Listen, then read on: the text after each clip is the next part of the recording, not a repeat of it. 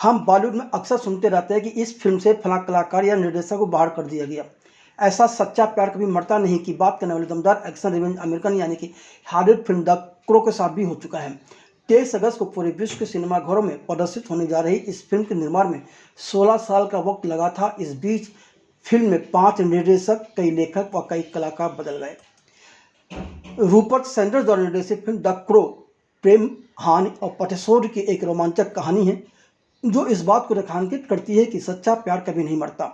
इस फिल्म में bill स्कॉर्सगार्ड, FKA ट्विंक्स और डैनी हस्टन सहित असाधारण कलाकार शामिल हैं।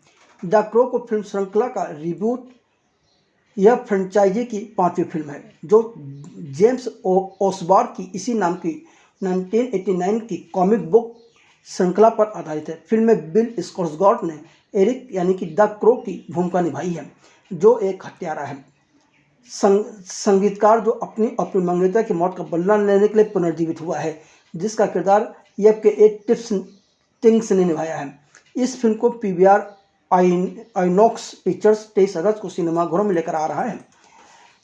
क्या आप जानते हैं कि क्रेज रिपब्लिक में फिल्माई गई इस अमेरिकन फिल्म के निर्माण पर 2008 में काम शुरू हुआ था, पर यह फिल्म तमाम अवांछित घटनाक्रमों उतार चढ़ाव से गुजरते हुए अब 23 अगस्त को प्रदर्शित हो रही है। इस बीच इसके 5 निर्देशक, कई लेखक व कई कलाकार बदलते गए।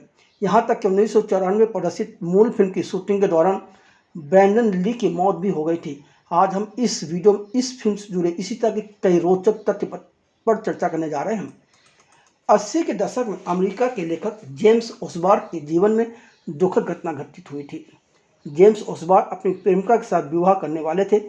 उससे एक दिन पहले उनकी प्रेमिका के साथ गैंगरेप हो जाता है और प्रेमिका की मौत हो जाती है। उसके बाद वह किस तरह बदला लिया गया, अपने जीवन की इस सत्य घटना पर जेम्स ओसबॉर्न ने ग्राफिक नॉवल द क्रो को लिखा था जो कि 1989 में प्रकाशित हुआ था। वास्तव में 16 साल की उम्र में जेम्स ओसबॉर्न की अपने मंगेतर से मुलाकात हुई थी और उनके जीवन में यह एक ऐसी नई रोशनी बनकर आई थी जो उन्होंने पहले कभी नहीं देखी थी। जैसे ही ओसबॉर्न को लगा कि उनका जीवन खुशियों से भर गया है, तभी उनकी प्रेमिका को बेरहमी से उनसे छीन लिया गया और वह टूट गए थे। एक प्रतिभाशाली कलाकार और लेखक के रूप में ओसबॉर्न ने अपनी मंगेतर को खोने के बाद द क्रो पर काम करना शुरू किया और अपने नायक में अपना ढेर सारा गुस्सा और दिल का दर्द उड़ेल दिया था। इसी नावल पर फिल्म निर्देशक एलेक्स प्रोयास ने अभिनेता ब्रैंडन ली को लेकर 102 मिनट की अवधि वाली फिल्म द क्रो का निर्माण किया था। 11 मई 1994 को प्रदर्शित इस फिल्म को कल्ट सिनेमा माना जाता है। इतना नहीं, इस गॉथिक सुपर हीरो वाली फिल्म ने फैशन, संगीत व फिल्म राजनीति को एक नए आयाम दिए थे। यह 7 या पल्प फिक्शन जैसी 90 के दशक की उन सर्वोत्कृष्ट फिल्मों में से एक मानी जाती है जो उस दशक की सिनेमाई पहेली का एक टुकड़ा है। गॉथ नोयर सीधे सीधे बदले की भावना से निकला है और कॉमिक बुक संवेदनाओं से मिलता है। यह कभी कभी बेहद हास्यास्पद होता है। प्रतिशोधी नायक एरिक ड्रेवन के रूप में ब्रैंडन ली अपूर्णीय रूप से परिपूर्ण थे। इस फिल्म को देखकर हर इंसान सोचने पर विवश हो गया था।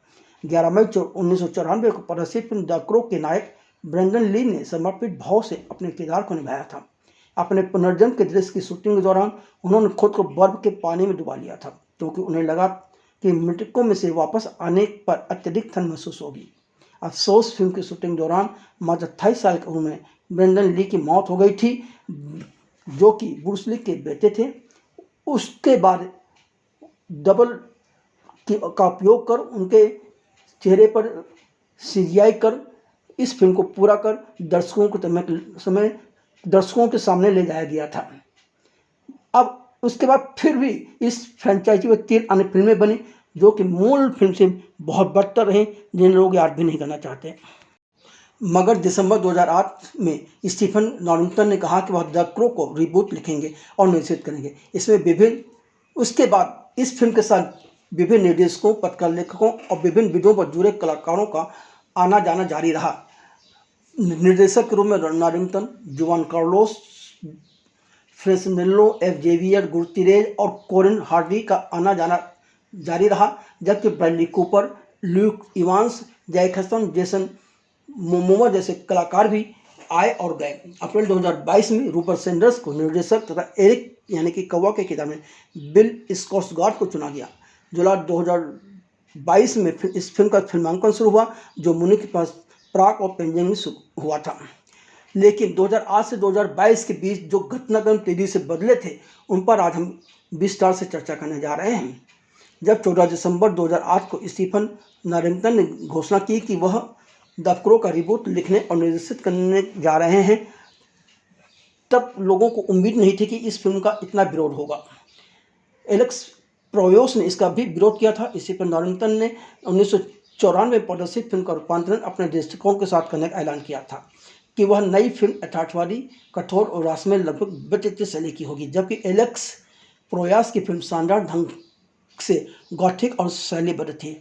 इसी के चलते 1954 की फिल्म के निर्देशक एलेक्स प्रोयास ने इस रीमेक का विरोध किया था। एलेक्स प्रोयास ने कहा कि 1994 की मूल फिल्म मुख्य कलाकार ब्रेंडन ली की विरासत का प्रमाण थी, जिनकी निर्माण के दौरान बंदूक में खराबी के कारण मृत्यु हो गई थी और इसे ऐसे ही रहने देना चाहिए। अब इस पर कार्य नहीं करना चाहिए, लेकिन इस फिल्म को लेकर कार्य जारी रहा। 23 नवंबर 2009 में रयान कवानुगो ने घोषणा की कि उनकी कंपनी रिलेटिविटी मीडिया फिल्म के अधिकार और वित्त पोषण दोनों के लिए एडवर्ड आर प्रेसमैन के साथ बातचीत कर रही है।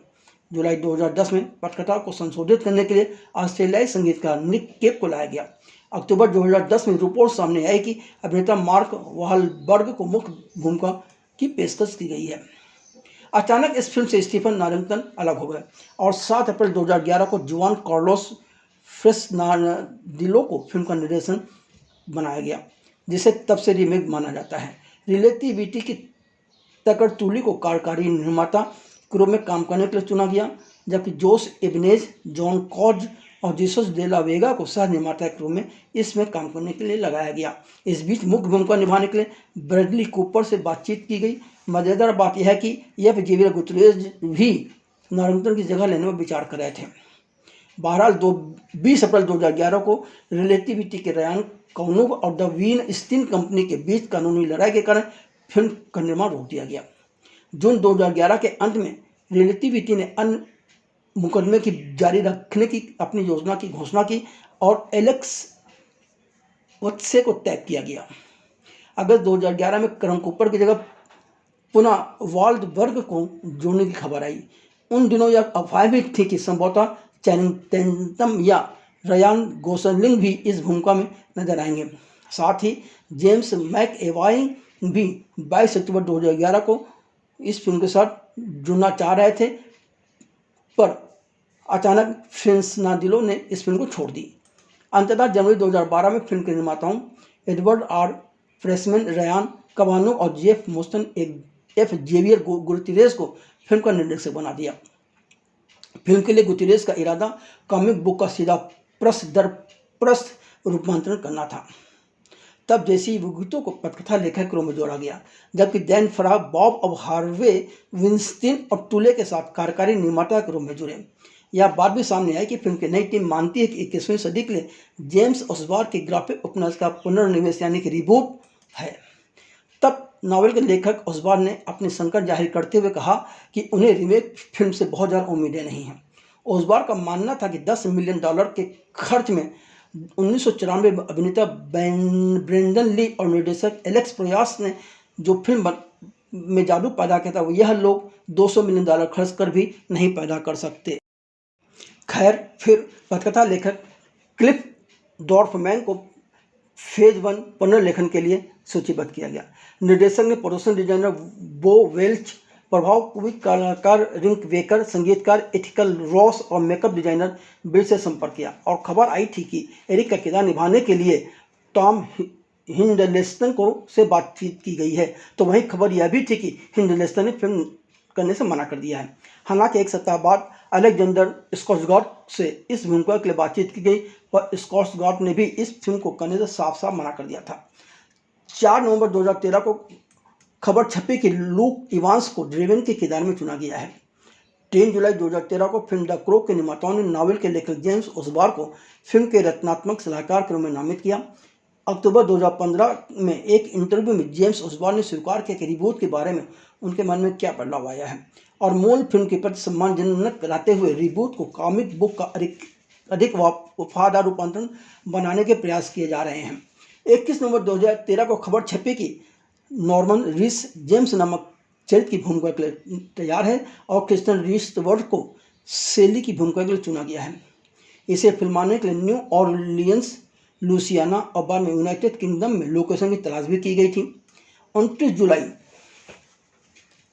2014 को अचानक निर्देशक एफ गुतिरेज ने इस फिल्म को छोड़ दिया और उन्होंने एक नई फिल्म रिंग्स के निर्देशन की जिम्मेदारी स्वीकार कर ली थी। सभी जानते हैं कि फिल्म रिंग्स 2017 में प्रदर्शित हुई थी। जब निर्देशक एफ गुतिरेज ने इस फिल्म द क्रो को छोड़ दिया तब असमंजस की स्थिति बन गई, लेकिन नवंबर 2014 में जेम्स ओसबॉर्न ने घोषणा की कि वह क्लिफ डोर्फमैन के साथ सह पटकथा लेखन कर रहे हैं। दिसंबर 2014 में इसके निर्देशन की जिम्मेदारी कॉलिन हार्डे को दी गई। तभी अभिनेता इवांस ने इस फिल्म को बाय बाय कर दिया। 9 फरवरी 2015 को अभिनेता इवांस की जगह सैम विटवर को जोड़ा गया। अक्टूबर 2014 में जेम्स ओसबीर ने कहा कि वह रीमेक नहीं बना रहे हैं, बल्कि यह तो उस पुरानी फिल्म का रूपांतरण है। उनका रूपक यह है कि द वेली लुगोसी ड्रैकुला है और एक फ्रांसिस फोर्ड कोप्पोला ड्रैकुला है। वह एक ही सामग्री का उपयोग करते हैं। इस तरह दर्शकों को एक ही फिल्म में 2 फिल्में देखने को मिलेंगी, पर यह रूपांतरण उनकी किताब के करीब ही रहेगा।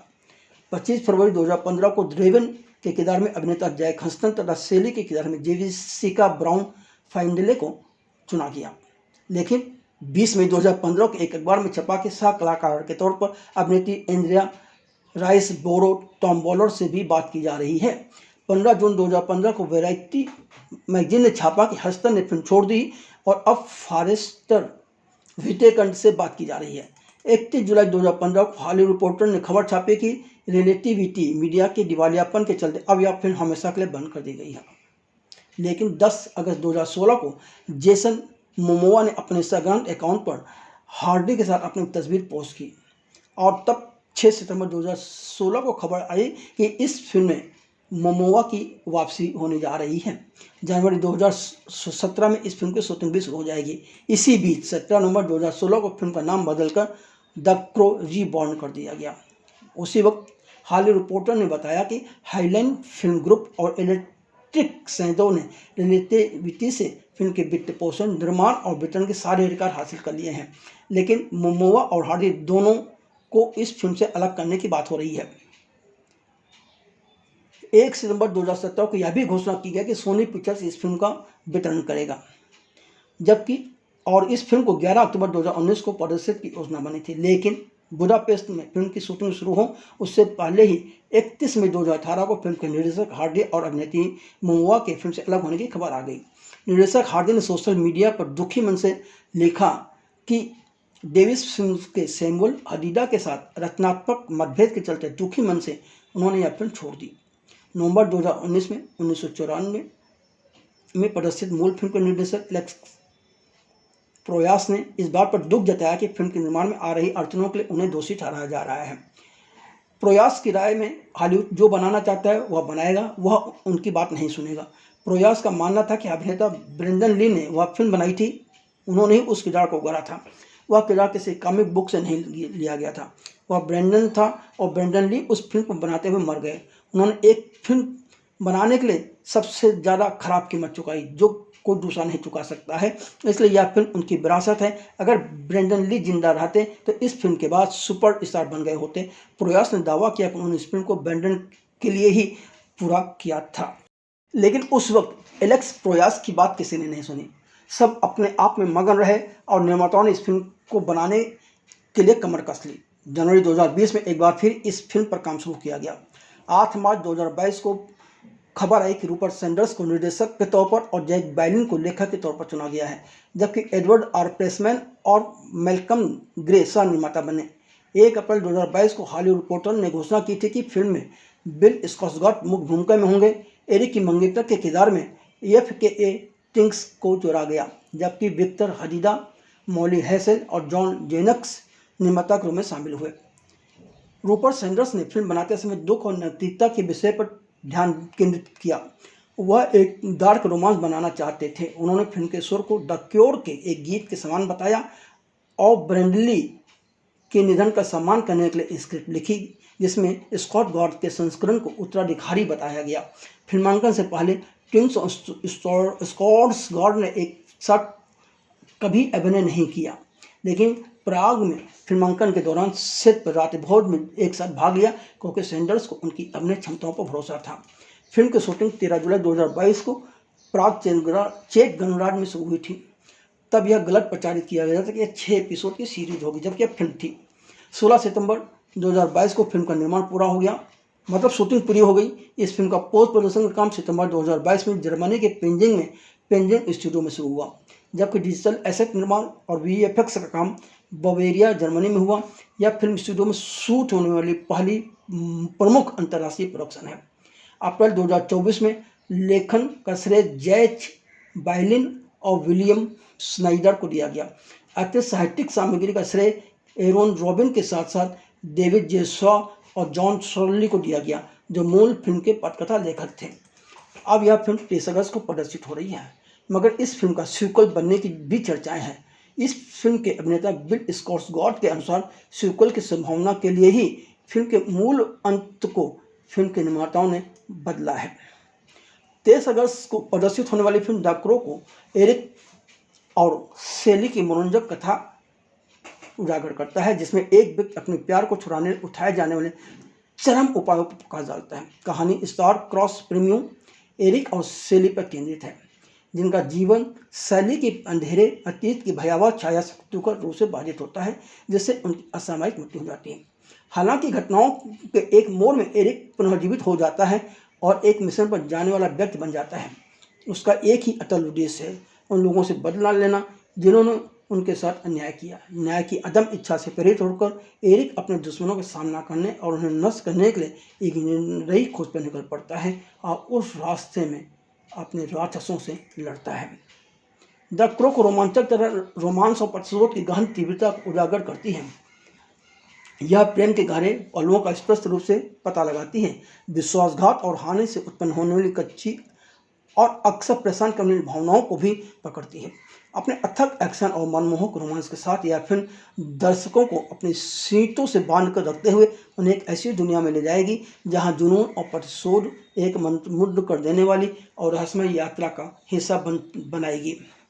फिल्म के निर्देशक रूपर्ट सैंडर्स ने नावल के लेखक के 2020 के वक्तव्य का दावा के ही अनुसार दावा किया है कि उनकी फिल्म द क्रो में एक नहीं बल्कि 2 फिल्में हैं। पहली फिल्म बदले की एक एक्शन थ्रिलर कहानी है, तो दूसरी फिल्म रोमांस की दास्तान है।